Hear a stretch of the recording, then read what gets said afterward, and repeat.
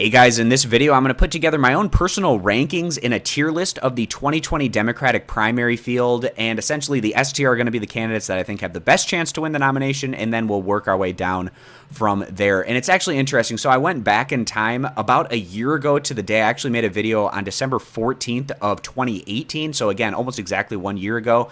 And I was making fun of and kind of clowning on CNN's political experts. They had just started putting together these top 10 lists of candidates that they felt like were going to be the best opportunity to go on and win the 2020 nomination of the Democratic Party. And they were so bad that I had to make a video talking about it. So I actually pulled right off of my video. This is the list that they had a year ago, where they had Kamala Harris number 1, Beto O'Rourke number 2, Joe Biden number 3, Cory Booker number 4, then Elizabeth Warren. And again, like I said, this is just taken right off of the video that I made. Elizabeth Warren number 5, Bernie Sanders 6, Klobuchar 7, Sherrod Brown 8, Julian Castro 9, and Kirsten Gillibrand 10. So what I did is I reorganized the list and I put Bernie Sanders number 1 and Joe Biden number 2, and I felt like they were the clear front runners at the early on portion, just given their overall name recognition and strong favorability among Democratic voters.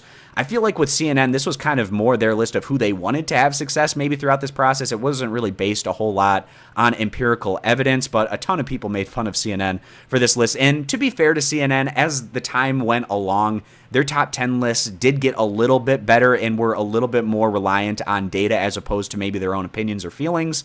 But still, nonetheless, I felt like it was pretty ridiculous, especially how low that they were ranking Sanders early in the process. And in this particular article that I had on the screen, they said that they put Bernie Sanders lower on the list at 6 because they didn't feel like an older white man could have success in the modern Democratic Party going into a 2020 nominating process. And that was part of the reason why they put younger individuals like a Harris, an O'Rourke, and a Cory Booker in the top 4. But then they didn't use the same negatives towards Bernie as they put Biden here in the top 3, and he's an older white man, almost essentially the same age as Bernie Sanders. And in terms of their mental capacity and ability to form coherent sentences, I would definitely say that Sanders is a bit sharper in that instance, but that's where CNN was about a year ago to the day almost. And actually, with where things currently stand, the top 2 candidates in the polls are Biden, and this is the average of the national polls. You have Biden number 1 and Sanders number 2. So flipping around where I had the rankings at that point in time with Sanders number 1 and Biden number 2, but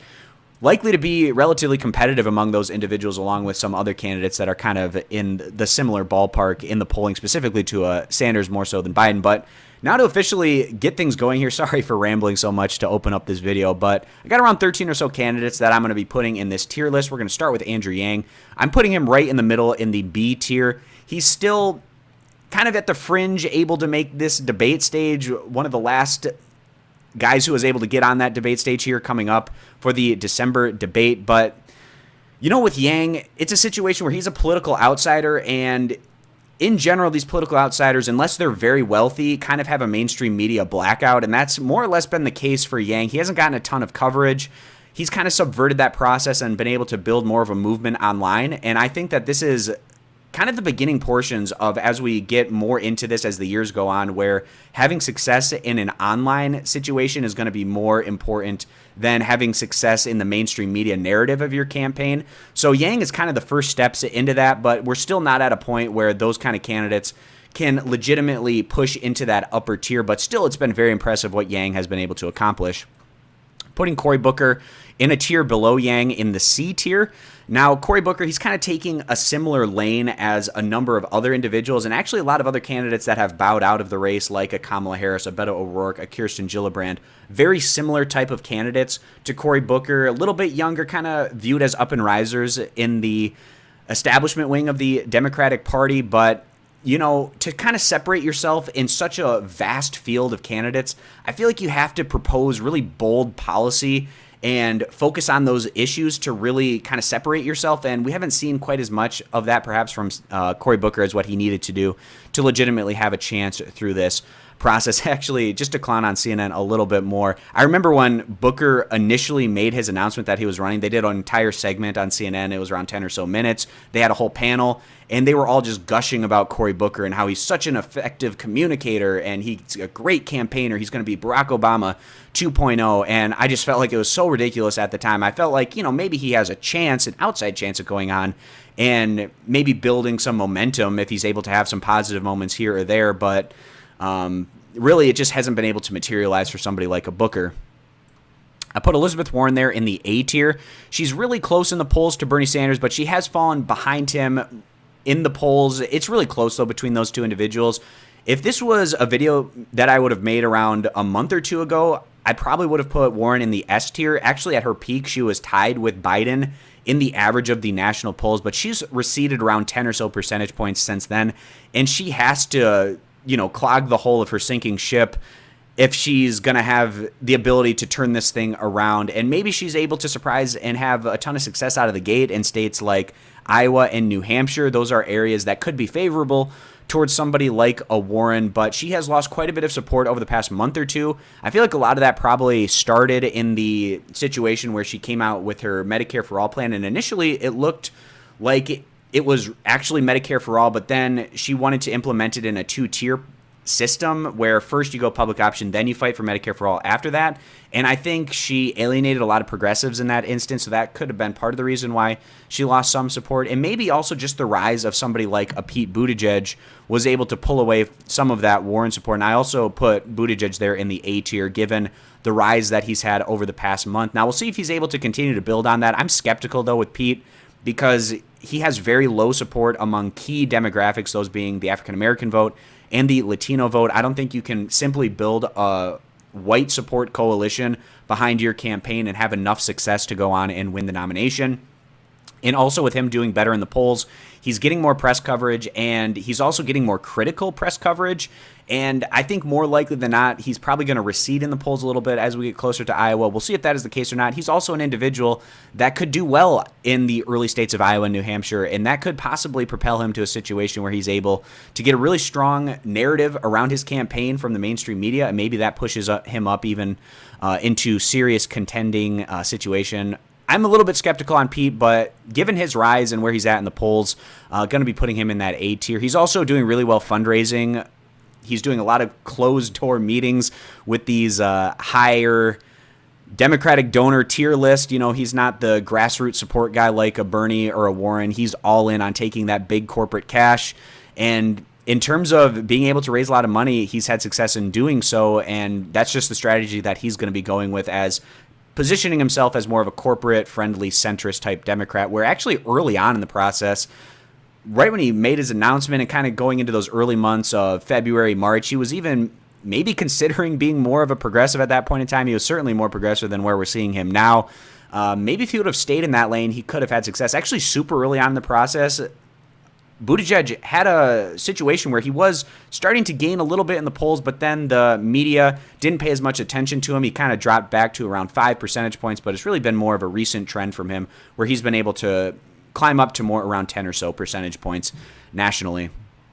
I'm putting Michael Bloomberg here in the B tier, and that's largely predicated on the fact that he has the fundraising, or not just the fundraising, obviously it's his own personal wealth, and he's got just a treasure trove of money that he can throw at these ad campaigns to pay and spread his message out there all across the United States, and it's already had somewhat of an impact where he's at around 5 or 6 percentage points in the polls. Maybe he's able to build off of that. Another one of these guys taking that more corporate-friendly centrist lane in the Democratic primary, and it's really just his name recognition and wealth that give him anything in the way of an opportunity through this process. John Delaney going D tier.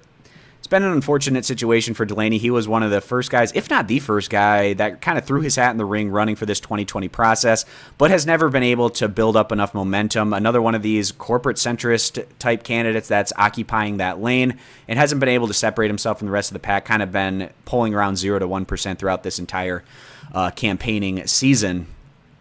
So then S tier, we have Bernie Sanders, and his campaign has been showing a little bit more momentum in recent weeks as opposed to where we were seeing Sanders more through the months of like September and October, where he was clearly behind Warren in those instances. But more recently, he's been able to surpass Warren a little bit, but they're very close in the national numbers. Now, where Sanders could have more success than what traditionally people might think of as being a successful campaign is he's targeting voters that don't typically turn out in primaries, those being older voters or just people that are less likely to vote in general. It's a risky strategy, but the only way that Sanders could have success during this process and stay true to his core values would be to go after these types of voters, working class, blue collar voters, younger aged voters. Again, these individuals don't turn out as much in primary season as we see from retirees, the older age demographic. So we'll see if things change or not as we head through this process. It's what Sanders is banking on, and if he is able to have success in those areas, he could possibly outperform what the polls are saying where he's currently standing. But he's also an individual that might be able to have enough success to even win the first 3 states of Iowa, New Hampshire, and Nevada. And if that's the case, it totally changes the ball game. He is clear S tier at that point in time, and Biden would be seen as somebody who's trying to challenge Sanders at that point, even if Biden is still in a position where maybe he's pulling ahead of Sanders nationally. But if Sanders is able to win those first 3 areas, his national numbers are likely to go up as you build momentum behind your campaign. You get a lot of positive press coverage. Potentially, maybe they'll try to spin it in a negative sense. But also with Sanders, his advantage in relation to Biden isn't necessarily where the national polls are currently standing, but it's the grassroots movement, the overwhelming number of donations that he gets, that grassroots fundraising. It's really impressive. These are real human beings contributing to him at an unprecedented scale. He has a very committed group behind him and people that are willing to go out and work for him, campaign for him, knock on doors. We'll see what kind of an effect that has through this process. All right, another D tier candidate is going to be Deval Patrick. He recently threw his hat in the ring. Really, Patrick should have thrown his hat in the ring way back in the early portion of this process to have anything in the way of a chance at having success. But it seems like his campaign is dead on arrival. I remember in the news, right when he made his announcement, he was doing one of his first situations where he was going and speaking in public. I think it was at a university, and only 2 people showed up in this entire room, so he had to call that one off to avoid the embarrassment. But it just seems like Patrick isn't going to be able to have anything in the way of success through this process. I put Julian Castro right there in the same tier along with Cory Booker. Actually, out of all of the more centrist establishment-type Democrats, I actually find Julian Castro to be one of the more interesting candidates that are taking up that particular lane. And it's a shame that somebody like Castro isn't able to have as much success as we're seeing from maybe some of these other individuals like a Pete Buttigieg, for instance, or even to an extent a Joe Biden. But obviously you were expecting to have Biden to have success throughout this process given his overwhelming name recognition. But in terms of his political future, maybe we see a VP situation for Castro. Maybe he runs for something in the state of Texas. It seems like he will have opportunities in his future. Amy Klobuchar, I'm kind of close to putting her between the B and the C tier, but I do put her a little bit above where we have Castro and Booker, so putting her in that B tier. Kind of another one of these fringe, barely able to make the debate stage candidates. We actually did see a recent poll coming out of Iowa that had her at 10 percentage points. Now that was an outlier from where we've typically been. We'll see if this is a trend line that we continue to see from Klobuchar, but if she doesn't have success in Iowa, then she's not going to have anything in the way of success working her way through this process because it's the neighboring state to where she is a senator from in Minnesota, and a similar type of demographic in the voters of Minnesota that you're going to see in a state like Iowa. She's spending a lot of time there. We'll see if that strategy works out for her or not, but I'm pretty skeptical on the Klobuchar scenario. Tom Steyer, kind of another one of these guys that's kind of between B and C tier, and it's predicated a lot on the fact that he's very wealthy and is able to pump a ton of money into getting his name out there and spreading his message. His disadvantage to Bloomberg, obviously he's not as wealthy as Bloomberg, but he also doesn't have as much name recognition as Bloomberg coming into this process. He has been able to register something in the way of a percentage of support in some of these early states that he's pumped a lot of money into, but really not much of a factor in terms of that national case for Steyer. And then I believe this is going to be the last candidate that I have here on this list. Actually, no. So the tier list that I'm using here, it has like 30-some pictures of different candidates, and obviously a ton of them have already bowed out of the race or are just not important factors at this point in time. So kind of working my way through all these pictures to make sure I have everyone that I want to talk about. So right now we have 1, 2, 3, 4, 5, 6, 7, 8, 9, 10, 11 candidates. And at the start of this, I wanted to touch on about 13 candidates. So we have Tulsi Gabbard here. I'm putting her also in that C tier. There's areas in these early states where she's been able to register something in the way of support. She's been putting efforts into areas like a New Hampshire and a South Carolina and trying to get good polling numbers in those early states to get onto the debate stage. But she has really strong disapprovals among a lot of Democratic voters. She's also still relatively not as known as a lot of these other individuals. Hasn't really been able to get her campaign off the ground probably as much as she was hoping for through this process. And you know, if she would have stuck to a really strong progressive lane and come out with a lot of very progressive policy like we saw from Elizabeth Warren specifically throughout this process, I think that could have really helped her. But she moderated on things, specifically something like a Medicare for All. She clearly moderated on that. I think that hurt her chances at possibly gaining momentum and having success, but having her down there in the C tier. And then the last individual here is Joe Biden, putting him up there at the top of S tier. It's a pretty clear case for Biden where he's the national leader in the polls and by a pretty good margin still at this point in time. I felt like, so we were seeing a tail off from Biden in his overall average in the national polls, but really over the past 2 or 3 months, he's been pretty resilient in the upper 20 percentage point range. And it just seems like he has such strong committed support among the African-American community, given his ties to former President Barack Obama being his VP for 8 years, and then also older white conservative Democratic voters who are a block that turns out very consistently in primary season. Those are potentially the only 2 blocks of voters that Biden needs to go on and win the majority of pledged delegates. That's just the reality of the situation that we're in. Now, if Biden does end up becoming the nominee, I think there's some issues for him possibly in his head-to-head against Donald Trump, given the fact that on a debate stage where both individuals are going to get a ton of time to talk, more so than when you have 10 candidates on a debate stage, that's concerning for a guy like Biden who sometimes has a hard time forming coherent thoughts and complete sentences.